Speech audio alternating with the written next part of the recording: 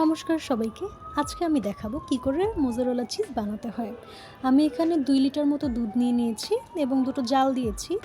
জাল না, ঠিক এমনভাবে গরম করেছি যেন আমি সেটার মধ্যে আঙুলটাকে চোবাতে পারি এবং হাতে ওভাবে তাপ না লাগে। তারপর আমি নিয়ে নিয়েছি সিরকা মানে ভিনেগার। আমি 3 চামচ মতো ভিনেগার নিব।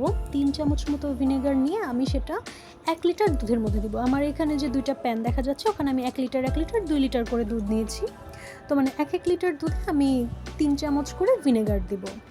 ভিনেগার দিয়ে আমি নাড়াচাড়া বা কিছু করব না। আমি একদম লো ফ্লেমে রেখেই আমি ভিনেগারটা দিয়েছি এবং নাড়াচাড়া ছাড়াই এভাবে রেখে দিয়েছি। 1 থেকে 2 মিনিট পরে আমি জাস্ট চেক করলাম যে আমার চিজটা মানে ইলাস্টিসিটিটা বের হয়েছে কিনা। দেখলাম যে হ্যাঁ, দুধ থেকে দুইটাতেই মানে যে চিজের যে ইলাস্টিকটা ওটা দেখা যাচ্ছে। তারপর আমি একটি ছাঁকনির সাহায্যে এটাকে ছেঁকে নিচ্ছি। নর্মালি সবাই কাপড় দিয়ে ছেঁকে নেয়, কিন্তু আমার কাছে কোনো রকমের কাপড় ছিল না। সবাই চেষ্টা করবেন সাদা রঙের কাপড়ে ছেঁকার। তো আমি ছাঁকনি দিয়ে ছেঁকে দেখিয়ে দিচ্ছি। দেখুন, আমার 1 লিটার দুধ থেকে এতটুকু মতো আমার চিজ পেয়েছি। চিজটাকে আমি আবারও ভালো মতো চেপে ওটার ভিতর থেকে যত রকমের জল ছিল সেটাকে আমি বের করে ফেলছি, কারণ যতটা শুকনো হবে ততটাই চিজটা ভালো থাকবে। মানে আমি যতটুকু ভিডিওতে দেখেছি সেই হিসাবে করার চেষ্টা করছি। তো এটা হলো আমার পুরোটা 2 লিটার দুধের চিজ। তো এটা অনেকটাই হয়েছে, তো জলের জন্য তাও অনেকটা বেশি দেখাচ্ছে। আমি এটাকে আবার আগের মতো করেই চিপে জলটাকে পুরোটা ঝরিয়ে ফেলবো। জলটা ঝরানোর পর এই যে আমার এইটুকু মতো একদম অ্যাকচুয়াল চিজটা রয়েছে।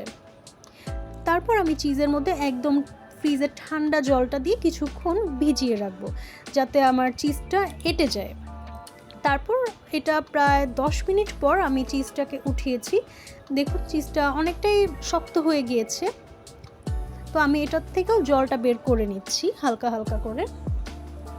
এটা হলো আমার আগের চিজ। এটা আমি একটা এক্সপেরিমেন্ট করেছিলাম, তো দেখলাম যে না, চিজটা ভালোই হয়। এজন্য আমি পরে রিস্ক নিয়ে 2 লিটার দুধের চিজ বানাচ্ছি।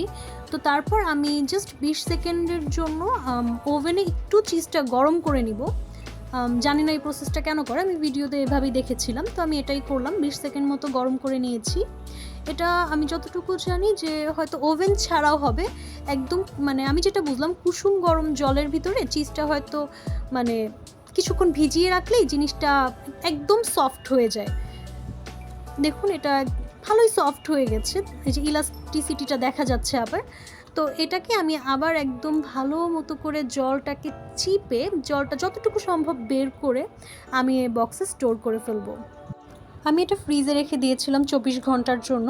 এখন আমি এই যে পাউরুটির উপর চিজটা গ্রেট করে ওভেনে গরম করে দেখব যে আসলে এটা ইলাস্টিকভাবে মানে যেরকম মোজারেলা চিজ দেখতে হয় সেরকম হয়েছে কিনা। আমি 30 সেকেন্ডের জন্য পাউরুটিটি ওভেনে গরম করে নিচ্ছি। তো আমি অনেক এক্সাইটেড যে আসলে এই জিনিসটা হয় কি না।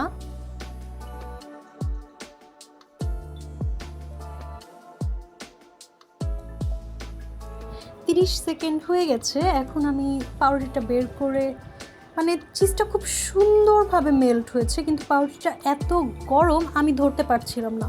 পরে আমি নিয়ে গেছিলাম তানিশার কাছে। তানিশাও গরমে এটা ধরে ছিঁড়তে পারছিল না, কিন্তু জানি না ভিডিওতে কতটুকু দেখা যাচ্ছে, কিন্তু ভালো মানে ইলাস্টিক হয়েছে, যেরকমটা মোজারেলা চিজ হয়। আমি অনেক স্যাটিসফাইড। আপনারাও চাইলে বাসায় বানিয়ে দেখতে পারেন। তো আজকের ভিডিও এই পর্যন্তই। নমস্কার। ওম নমঃ শিবায়।